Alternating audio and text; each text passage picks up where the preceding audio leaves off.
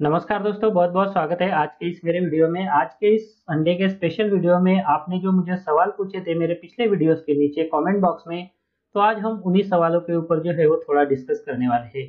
बहुत से सवालों का रिप्लाई मैंने कर दिया है दोस्तों कमेंट में रिप्लाई करके, पर कुछ सवाल जो है जिनका रिप्लाई मैं नहीं कर पाया हूँ, जैसे कि पैन कार्ड से रिलेटेड या फिर किसी की कोई केवाईसी से रिलेटेड जो है वो समस्या है, तो उसके बारे में विड्रॉल से रिलेटेड जो इश्यूज होते हैं उनका रिप्लाई मैं जल्दी कर देता हूँ, क्योंकि विड्रॉल जो है वो इम्पोर्टेंट होता है, क्योंकि किसी को जो है इमरजेंसी भी हो सकती है। तो इसके लिए वो जो क्यूरी है वो जल्दी सॉल्व करना मुझे अच्छा लगता है, ताकि जो पर्सन क्यूरीज रेज कर रहा है उनकी जो क्यूरी है वो जल्दी से सॉल्व हो सके और वो जो है वो विड्रॉल के लिए प्रोसीड कर सके।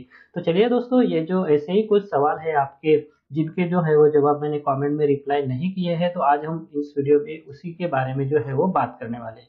तो चलिए दोस्तों, कमेंट बॉक्स में चलते हैं। तो ये देखिए, यहाँ पे जो है बहुत सारे जो है वो कमेंट आए हैं। कुछ कुछ कमेंट के जो है मैंने रिप्लाई भी कर दिए हैं, पर बहुत सारे ऐसे कमेंट हैं जिनके रिप्लाई मैंने किए नहीं हैं। तो चलिए दोस्तों, सबसे पहला वाला एक सवाल जो है वो देखते हैं यहाँ पे।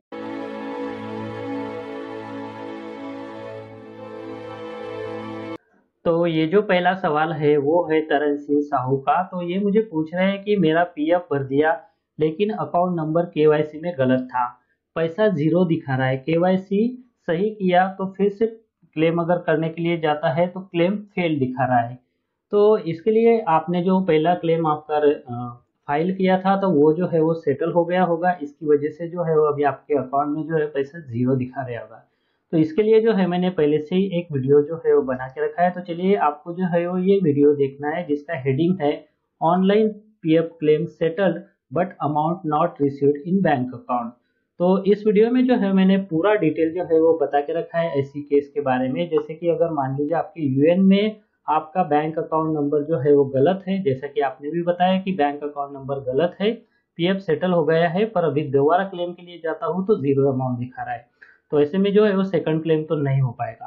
तो इसके लिए आपको क्या करना है, आपका जो सेटल हो गया हो अमाउंट है वो पाने के लिए, तो इस वीडियो में मैंने उसके बारे में जो है वो पूरा बताया है। तो आप ये वीडियो देखकर आपका क्यूरी जो है वो सॉल्व कर सकते हैं, और आपका अमाउंट जो है वो किस तरह आपको जो है वो पाना है वो भी मैंने इस वीडियो में जो है वो बताया। तो आप ये वीडियो देखिए और आपकी क्यूरी जो है वो सॉल्व हो जाएगी। चलिए अभी अगले कमेंट की ओर मुड़ते हैं। तो इसका जो ये है मैंने पहले ही यहाँ पे रिप्लाई कर दिया, क्योंकि ये विड्रॉल से रिलेटेड था। तो यहाँ पे इन्होंने मुझे पहला सवाल पूछा था कि सर मेरा केवाईसी अपडेट है, 11 ईयर से पीएफ रनिंग है, मेरा एज 41 है, 50,000 विड्रॉल करना चाहता हूँ, लगभग 1,10,000 से ज़्यादा है पीएफ बैलेंस, पेंशन अलग से है, मैं कोई टैक्स नहीं देना चाहता हूँ, मुझे 15G देना पड़ेगा क्या? तो एक्चुअली जैसे इन्होंने कहा कि 11 ईयर्स हो गए पीएफ के, तो 11 ईयर्स के एज में आप मान लीजिए आपका फुल एंड फाइनल विड्रॉल करते हैं, तो इस केस में जो है आपको कोई भी टीडीएस जो है वो नहीं लगता। तो इसके लिए भी मैंने यहाँ पे जो है वो एक प्रॉपरली वीडियो बना के रखा है कि आपको जो है वो टीडीएस कितना पे करना पड़ सकता है आपका जो विड्रॉल है उसके ऊपर। तो उसकी अलग अलग कंडीशन है। तो यहाँ से जो है वो आप वो वीडियो देख सकते हैं, जिसका हेडिंग है हाउ मच टीडीएस डिडक्टेड। तो ये देखिए, यहाँ पे आपको वो जो वीडियो है वो लिस्ट में मिल जाएगा। तो उस तरह से आप जो है वो ये वीडियो देखकर पीएफ का जो टीडीएस रूल है उसके बारे में डिटेल में जान सकते हैं। तो चलिए, अभी आपका जो क्यूरी था मैंने रिप्लाई भी कर दिया है। आपको 49,000 एडवांस निकालना है तो ठीक रहेगा क्या? तो कोई प्रॉब्लम नहीं है। 11 साल हो गए आपके पीएफ अकाउंट को, तो आप पूरा विड्रॉल करेंगे सर्विस छोड़ने के बाद, तो भी आपको कोई टीडीएस नहीं लगेगा एडवांस के लिए, तो कोई प्रॉब्लम ही नहीं है फिर। चलिए अभी अगले सवाल की ओर मुड़ते हैं। तो ये जो है वो जबीलुल्लाह एमबी का एक सवाल है। तो इनका कहना है कि पैन का जो केवाईसी है वो नहीं हो पा रहा है, name against UN does not match with name in income tax department. तो अभी भी इनको ये जो एरर है वो आ रहा है। तो इसके बारे में जो है हमने पहले भी बहुत सारा जो है वो डिस्कस कर लिया है। पिछले संडे के जो कमेंट बॉक्स थे उसमें भी मैंने इसके बारे में बहुत सारा डिस्कस कर लिया है। वैसे ही इनका जो कमेंट है वो फिर से आया है। पहले भी मैंने इनको रिप्लाई कर दिया है कि इनकम टैक्स डिपार्टमेंट में जो हमारा नाम है वो किस तरह से हम अपडेट करवाने के लिए हमारा जो इनकम टैक्स डिपार्टमेंट का वेबसाइट होता है वहाँ पे लॉगिन करके जो है वो एक क्लेम मतलब ग्रीवियस जो है वो रजिस्टर करवा सकते हैं, प्रोफाइल का नेम जो है वो अपडेट करवाने के लिए। तो चलिए यहाँ पे जो है वो एक अगला जो कमेंट है उसके बारे में जानते हैं। चलिए, ये जो और भी बहुत सारे ऐसे कमेंट है जो यहाँ पे जो है वो where should I get the excel format for PAN verification failed process तो एक्चुअली एक्सेल फॉर्मेट ऐसा कुछ है, मुझे याद नहीं है, पर अगर आपका पैन वेरिफिकेशन जो फेल का प्रोसेस है तो इसके लिए जो है वो मैंने बहुत सारे रीज़न बताए थे, जैसे कि आपका अगर नाम मिसमैच होता है तो भी आपका पैन केवाईसी जो है वो वेरीफाई नहीं होता। तो ये आपका जो नाम है यूएन में और आपका जो पैन कार्ड में नाम है वो सेम होना चाहिए। पैन कार्ड में नाम कभी कभी सेम भी होता है, पर आपका जो इनकम टैक्स डिपार्टमेंट में जो प्रोफाइल होता है उसमें जो है वो आपका नाम मैच होना चाहिए, तभी जाके आपका जो पैन है वो आपके यूएन के साथ जो है वो वेरीफाई हो पाता है। तो चलिए अभी अगले सवाल के जो और मुड़ते हैं। तो यहाँ पे इन्होंने मुझे पूछा है पिंटू कुमार दास ने कि सर मैं दो कंपनी में जॉब करता हूँ, मेरा दो यूएन नंबर है, 3 ईयर हो गया है, दोनों पीएफ मिलेगा क्या? तो ज़रूर आपको जो है वो दोनों पीएफ मिलेगा, क्योंकि आप जो है वो दोनों पीएफ को एक यूएन के नंबर के अंडर जो है वो मर्ज भी करवा सकते हैं, या फिर आपका जो पीएफ है उसे विड्रॉल भी कर सकते हैं, कोई प्रॉब्लम नहीं है। आपके एक से ज़्यादा पीएफ अकाउंट नंबर भी हो सकते हैं अलग अलग कंपनी में जॉब करने की वजह से, तो कोई प्रॉब्लम नहीं है। आप दूसरा जो पीएफ है वो किसी एक अकाउंट में जो है वो ट्रांसफ़र भी कर सकते हैं। तो चलिए अभी अगले सवाल की ओर मुड़ते हैं कि यहाँ पे जो है सर मेरा नंबर प्रोफाइल हाइड दिखा रहा है, तो यूएन में प्रोफाइल हाइड क्यों दिखा रहा है? तो इसके ऊपर जो है मैं प्रॉपरली एक वीडियो अगले 2-3 दिन में आपके लिए बनाने वाला हूँ, क्योंकि इसके ऊपर जो है मेरा प्रिपरेशन चल रहा है ऑलरेडी, और इसमें आपका जो है वो सवाल भी आ गया है, तो आपको ये जो वीडियो आने वाला है ये काफ़ी हेल्पफुल रहेगा। आप जो है वो इस वीडियो को देखिए, आपको इस वीडियो में जो है मैं पूरी डिटेल जानकारी देने वाला हूँ कि आपका जो हाइड है प्रोफाइल वो किस तरह से आप आपके एम्प्लॉयर के जरिए जो है वो अपडेट करवा सकते हैं। आपको जो है वो आपके एम्प्लॉयर को कौन कौन सी इंफॉर्मेशन जो है वो वहाँ पे अपडेट करवाने के लिए देनी है, उसका भी एक प्रॉपर फॉर्मेट में बताने वाला हूँ। तो थोड़ी देर वेट कीजिए आप, उसके ऊपर जो है मैं वीडियो जल्दी ही बना दे वाला हूँ। चलिए अभी ये जो दिलीप मलिक का एक कमेंट है, तो वो पूछ रहे हैं कि मेरा केवाईसी अप्रूव हो गया है, लेकिन मेरा जो एम्प्लॉयर है वो एग्जिट डेट जो है वो मार्क नहीं कर रहा है, बोल बोल के थक गया हूँ, क्या करना पड़ेगा, कुछ अपडेट बता नहीं रहा है। तो चलिए अभी ये जो प्रॉब्लम है, तो एक्चुअली एम्प्लॉयर जो है वो आपकी एग्जिट डेट कर जो है वो मार्क करने के लिए रिस्पॉन्सिबल पर्सन है, कोई दूसरा जो है वो आपकी एग्जिट डेट जो है वो मार्क नहीं कर सकता, केवल आपका एम्प्लॉयर ही जो है वो एग्जिट डेट मार्क सकता है। तो आपने जो है वो आपका जो कमेंट है एक सही वीडियो के नीचे किया है, क्योंकि इस वीडियो में जो है मैंने प्रॉपरली इसके बारे में बताया है कि रीज़न क्या क्या हो सकते हैं कि आपका एम्प्लॉयर आपकी जो सिग्नेचर है एग्जिट डेट पर क्यों नहीं लगा रहा है, एग्जिट डेट क्यों नहीं अप्रूव कर रहा है। तो मान लीजिए ये सब नहीं होता है, तो आप जो है वो ईपीएफओ को एक ग्रीवियंस भी फाइल कर सकते हैं, जिसमें ये जो आपका प्रॉब्लम है एग्जिट डेट मार्क का, तो वो आप मेंशन कर सकते हैं। फिर एपीएफ वाले जो है वो एम्प्लॉयर से जो है वो एक इंटीमेशन भी भेज सकते हैं इसके बारे में। तो ये एक सॉल्यूशन हो सकता है, नहीं तो ये करने की ज़रूरत नहीं है, आप आपके एम्प्लॉयर से भी बात कर लीजिए और रीज़न क्या है एक्चुअली वो जान लीजिए। चलिए अभी आपका जो नेक्स्ट सवाल है यहाँ पे जो है वो ये है कि I got not sure why was delay. Actually एक वीडियो मैंने पोस्ट किया था जिसमें मैंने बताया था कि हमारा जो पीएफ का इंटरेस्ट है साल 2018 का, तो वो हमारे अकाउंट में जो है वो क्रेडिट हो गया है। तो यहाँ पे इन्होंने मुझे रिप्लाई भेजा है कि इनके अकाउंट में जो इंटरेस्ट था साल 2017-18 का, तो वो क्रेडिट हो गया है। हम सभी जानते हैं कि हमारा जो इंटरेस्ट है वो इस साल बहुत ही देर से जमा हुआ है, तो इसके ऊपर जो है वो अभी भी मुझे भी कुछ प्रॉपर इन्फॉर्मेशन नहीं है, पर जब जैसे ही जमा हो गया था मैंने इसके बारे में अपडेट मेरे वीडियोस में अपडेट करवा दिया था। कुछ लोगों के मुझे कमेंट भी आए थे कि हमारे अकाउंट में जो है वो अभी तक जो इंटरेस्ट है वो क्रेडिट नहीं हुआ है, तो इनका ये जो रिप्लाई है तो इनके अकाउंट में भी जो है वो क्रेडिट हो गया है। तो इस तरह से आपके अकाउंट में भी है, अभी तक आया नहीं तो वो भी आ जाएगा।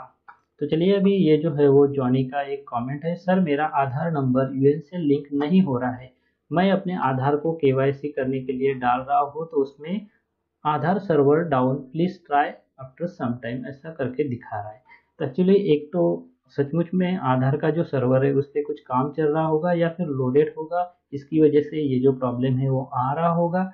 या फिर अगर मान लीजिए आपका जो यूएन है और आपका जो आधार का डेटा है, जैसे आपका नाम, आपका डेट ऑफ बर्थ, आपका जेंडर, तो ये जो यूएन में है वो आधार में जो है वो उसकी तरह सेम नहीं हो सकता है। अगर सेम है तो आप जो है वो फिर से ट्राई करो, आपका जो केवाईसी है वो अपडेट भी हो जाएगा। या फिर आप डायरेक्टली ईपीएफओ के वेबसाइट पे जाकर ई केवाईसी का ऑप्शन है, उसमें आपका यूएन नंबर के साथ जो मोबाइल नंबर है वो रजिस्टर होना चाहिए, उसके बाद आपके आधार के साथ जो है वो मोबाइल नंबर भी रजिस्टर होना चाहिए और आधार और यूएएन में जो है वो नाम सेम होना चाहिए।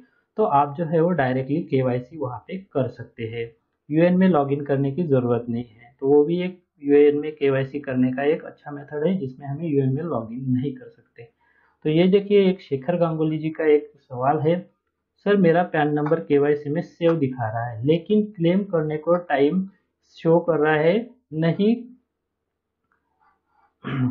सर मेरा पैन नंबर केवाईसी में सेव दिखा रहा है लेकिन क्लेम करने टाइम शो नहीं हो रहा है, क्या मेरा पीएफ विड्रॉल होगा? तो आपका जो पैन है वो किस वजह से वहाँ पे जो है वो सेव नहीं हो पा रहा है, तो इसका एक रीज़न हो सकता है आपने आपकी जो केवाईसी है वो अपडेट तो कर दी है, पर आपका जो एम्प्लॉयर है वहाँ पे जो है वो उन्होंने वो जो पैन कार्ड की केवाईसी थी वो अभी तक अप्रूव नहीं की है, क्योंकि वो सिर्फ आप बता रहे हैं कि वो सेव दिखा रहा है। नीचे उसके एक लिस्ट होता है जहाँ पे आपका अप्रूव्ड केवाईसी होता है, तो वहाँ पे जो है वो ये आना चाहिए और उसके बाद ये जो है वो इनकम टैक्स डिपार्टमेंट में जो रिकॉर्ड है उसके साथ भी वेरीफाई होना चाहिए। तो इसके लिए जो है मैंने एक वीडियो भी बना के रखा है, तो आप किस तरह से आपका जो पैन कार्ड है वो यूएन इनकम टैक्स डिपार्टमेंट के जो वेबसाइट है वहाँ पे जो है वो वेरीफाई करवा सकते हैं। तो ये देखिए ये जो वीडियो है जिसमें सेम आपका एक केस है जिसमें हमारा जो पैन कार्ड है वो सेव के बाद एम्प्लॉयर के जरिए जो है वो अप्रूव किया गया। उसके बाद ये जो होम पेज है यूएन का, तो उसके सामने ये जो पैन कार्ड का ऑप्शन होता है तो वहाँ पे हमें जो है वो हमारा पैन कार्ड दिखाता है और उसके बाजू में ही ग्रीन कलर का बटन होता है, उसमें लिखा रहता है वेरीफाइड। तो वो वेरीफाइड का बटन क्लिक करके आपको जो है आपका पैन कार्ड आपके यूएन के साथ जो है वो वेरीफाई करवा लेना है। उसके लिए ये जो डिटेल वीडियो है आप देख सकते हैं और आपका पैन कार्ड अगर मैंने जैसे बताया सेव की जगह अप्रूव में आ जाता है और यहाँ पे अगर वेरीफाई का बटन है तो आप इसको जो है वो यहाँ से भी वेरीफाई कर सकते हैं। चलिए अभी जो दूसरा सवाल है उसके बारे में जानते हैं। सर मेरा पेंशन का पैसा विड्रॉल करना चाहता हूँ, लगभग 7 मंथ से ज़्यादा है, 2 बार रिजेक्ट हो गया है, क्या करूँ? एक्चुअली पेंशन का जो फंड है वो आप विड्रॉल करना चाहते हैं, ये सही बात है। अगर आपने जॉब छोड़ दी है, अगर आपने 10C फॉर्म अप्लाई किया है तो आपका जो अमाउंट है वो विड्रॉल हो जाना चाहिए, पर रिजेक्ट का रीज़न जो है वो आपने दिखा यहाँ पे जो है वो मेंशन नहीं किया है, इसकी वजह से मैं जो है इसके ऊपर ज़्यादा बात नहीं कर पाऊँगा। तो अगर आपको पॉसिबल है तो आप जो है वो इस रिजेक्शन का रीज़न जो है वो क्या है तो वो ज़रूर बताइए ताकि हम जो है वो इसके ऊपर जो है वो बात कर सकें। तो चलिए यहाँ पे एक सवाल यहाँ पे पूछा था कि एस्टेब्लिशमेंट का जो कोड है और एक्सटेंशन कोड है हम कहाँ से फाइंड कर सकते हैं? तो एस्टेब्लिशमेंट का जो कोड है वो आप आपके यूएन में जो है वो लॉगिन करके जो है वो यहाँ से जो है वो फाइंड कर सकते हैं। उसके बाद मैंने एक वीडियो बनाया था जिसका हेडिंग था कि कंपनी हमारा जो पीएफ का अमाउंट है वो क्रेडिट करती है या नहीं करती है, तो वो हम कैसे चेक करें। तो उस वीडियो में भी आपको जो है वो एक आपका जो एस्टेब्लिशमेंट का जो कोड है वो दिखाई देता है, भले ही आपका एस्टेब्लिशमेंट का कोड आपको पता नहीं है। अगर आपका नाम पता है आपको एस्टेब्लिशमेंट का, तो उसके ऊपर से भी आप आपका जो एस्टेब्लिशमेंट का कोड है वो फाइंड कर सकते हैं। तो यहाँ पे जो वीडियो है दोस्तों वो मुझे अभी मिल नहीं रहा है, और इस लिस्ट का लिंक जो है वो मैं आपको वीडियो के डिस्क्रिप्शन में जो है ज़रूर दे दूंगा, ताकि वो वीडियो जो है वो आप देख सकें कि वो जो हो जैसे कि हम हमारा जो पीएफ में जो कंट्रीब्यूशन है हमारे एम्प्लॉयर के ज़रिए भेजा जा रहा है कि नहीं वो कैसे चेक करें। तो ये वीडियो है दोस्तों, यहाँ पे मैंने उसका लिंक दे के रखा है। तो यहाँ पे मुझे अभी वो वीडियो जो है वो सर्च करने में ये थोड़ी सी दिक्कत हो रही है। तो कोई बात नहीं दोस्तों, वीडियो खत्म होने के बाद जो है वो एंड में मेरे जो 3 थंबनेल आते हैं वीडियोस के, तो उसके थंबनेल में एक वीडियो जो है मैं इसके लिए भी डाल दूंगा। तो आप वीडियो के एंड में जो है वो वीडियो देखकर जो है वो किस तरह से हम जो है वो हमारा एस्टेब्लिशमेंट का कोड जो है वो फाइंड कर सकते हैं वो बताएगा। तो चलिए अभी अगले कमेंट की ओर मुड़ते हैं। तो यहाँ पे जो है sir please forward your contact number. तो एक्चुअली इस वीडियो के डिस्क्रिप्शन में भी जो है मेरा कॉन्टैक्ट का जो लिंक है वो मैं दे के रखा हूँ, और दूसरा जो वीडियोस है उसके नीचे भी मेरा कॉन्टैक्ट का लिंक रहते हैं। तो वो जो कॉन्टैक्ट फॉर्म है वो आप सबमिट करके जो है वो मुझसे डायरेक्टली कॉन्टैक्ट कर सकते हो। चलिए अभी ये जो अगला सवाल है उसके बारे में जानते हैं। सर मैं claim settle no credit in bank. तो एक्चुअली ये जो प्रॉब्लम है बहुत सारे लोगों को भी आ रहा है, तो इनका जो क्लेम है वो सेटल हो गया है और पैसा जो है वो अमाउंट जो है वो आपके बैंक में आया नहीं है। तो ये देखिए online PF claim settle but amount not received in bank. तो ये वीडियो जो है वो आपको इस बारे में पूरी जानकारी दे देगा। तो आप जो है वो ये वीडियो देखिए और आपका जो क्वेरी है वो सॉल्व हो जाएगा, किस वजह से आपका अमाउंट जो है वो आया नहीं है और उसके लिए आपको जो है वो क्या करना है। तो चलिए अभी दूसरा जो वीडियो है उसके बारे में जानते हैं। तो चलिए अभी दूसरा जो कमेंट है उसके बारे में देखते हैं कि ऑनलाइन कांटेक्ट कैसे करें पीएफ वालों से। तो एक्चुअली ऑनलाइन कांटेक्ट आप करने के लिए ग्रीवियंस एक ऑप्शन है, तो वो यूज कर सकते हैं कांटेक्ट करने के लिए, पर उसके लिए आपकी जो क्वेरी है वो सब आपको वहाँ पे जो है वो डिटेल सबमिट करनी पड़ेगी। उसके बाद यहाँ पे जो है जितेंद्र कुमार का एक कॉमेंट है, मेरा यूएन नंबर में पैन कार्ड वेरीफाई नहीं है, मैं पीएफ विड्रॉल कर सकता हूँ क्या? तो जी हाँ, आप जरूर पीएफ विड्रॉल कर सकते हैं या नहीं। शेयर एम्प्लॉयर और एम्प्लॉयर का शेयर और उनका खुद का जो अमाउंट है वो लगभग 15,000 रुपये के करीब है। तो इसके ऊपर जो है वो 34.6% जो टीडीएस होता है वो उनका लगेगा क्या है। एक्चुअली ये जो अमाउंट है वो 15,000 के नीचे है, तो इनको जो है वो टीडीएस जो है वो नहीं कटेगा। तो इसके ऊपर मैंने ऑलरेडी इनको जो है रिप्लाई कर दिया था, क्योंकि ये विड्रॉल से रिलेटेड केस थी, तो वो जो है वो उनका अमाउंट जो है वो विड्रॉल कर पाएंगे। पर उनका कहना है कि उनके जो 2 यूएन नंबर है तो दोनों में जो है वो आधार नंबर के साथ ईमेल एड्रेस और मोबाइल नंबर जो है वो रजिस्टर नहीं है, ऐसा यहाँ पे एरर आ रहा है। एक्चुअली इनका जो प्रॉब्लम है वो आधार से रिलेटेड है। इन्होंने आधार के साथ इनका जो रजिस्टर्ड मोबाइल है नंबर है वो दिया नहीं है, उसके बाद ईमेल नंबर भी शायद रजिस्टर नहीं कराया है। तो आपसे मैं रिक्वेस्ट करना चाहूंगा कि आप पहले आपका आधार जो है उसके साथ एक प्रॉपर मोबाइल नंबर रजिस्टर करवा दीजिए। आधार का जो सेंटर होता है करेक्शन का या फिर अपडेशन का, तो वहाँ पे जाके आप ये कर सकते हैं, क्योंकि आधार के साथ मोबाइल नंबर होना बहुत ज़रूरी है। क्योंकि ऑनलाइन क्लेम करते वक्त हमारा जो आधार है उसके साथ जो मोबाइल नंबर रजिस्टर है तो उसके ऊपर एक ओटीपी आता है, जो ओटीपी हमें यहाँ पे एंटर करना पड़ता है। तो ऑनलाइन फॉर्म कैसे सबमिट करना है ये आपको पता ही है। अगर नहीं पता है तो इसके लिए मैंने ये जो वीडियो है वो बना के रखा है, how to submit form number 9910C for final settlement. तो ये वीडियो देखकर आप जो है वो आपका पीएफ का क्लेम जो है वो कर सकते हैं। तो सबसे पहले आपको तो आपका मोबाइल नंबर आपके आधार के साथ जो है वो रजिस्टर करवाना है, ताकि आपका जो ओटीपी है क्लेम फॉर्म सबमिट करने के लिए वो आ सके और आपका जो फॉर्म ना वो आप सबमिट कर सके। तो चलिए अभी अगले कमेंट की ओर मुड़ते हैं कि यहाँ पे जो है वो शेयर योर नंबर। तो इस वीडियो के नीचे भी कॉन्टैक्ट मी का एक लिंक है, तो वहाँ से आप मुझे कॉन्टैक्ट कर सकते हैं। बाकी वीडियोस के ऊपर भी मेरा वैसा एक कॉन्टैक्ट लिंक हमेशा रहता है, जिससे आपका अगर कोई क्वेरी इंपॉर्टेंट है तो आप डायरेक्टली वहाँ से मुझे कॉन्टैक्ट कर सकते हैं। सर कितने दिन में हो जाएगा पैन वेरिफिकेशन फेल्ड, कितने दिन में हो जाएगा? ये आपके एम्प्लॉयर के ऊपर डिपेंड है कि वो कब अप्रूव करता है। मान लीजिए आपने अभी उसको केवाईसी अपडेट किया और तुरंत ही दूसरे पीसी में बैठ के आपका जो एम्प्लॉयर है उन्होंने आपकी केवाईसी अप्रूव कर दी, तो हो गया तुरंत। अब इसमें जो टाइम लगने वाला है वो तो 2 पर्सन है अप्रूव करने वाले, एक आप अपडेट करने वाले और दूसरे है अप्रूव करने वाले।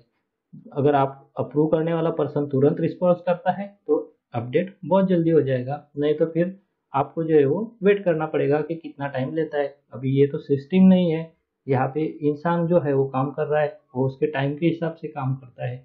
जब उसको टाइम मिलेगा या फिर उसको पता चलेगा कि मुझे अप्रूव करवाना है, मेरा केवाईसी जो है वो अपडेट करवाना है, तब जाके ये यूएन में लॉगिन करेंगे एम्प्लॉयर और उसके बाद आपका अप्रूव हो जाएगा। या फिर आप उनसे कांटेक्ट करके भी बता सकते हैं कि आपने जो है वो आपका केवाईसी जो है वो अपडेट कराया है, आप उसे अप्रूव करवा दीजिए।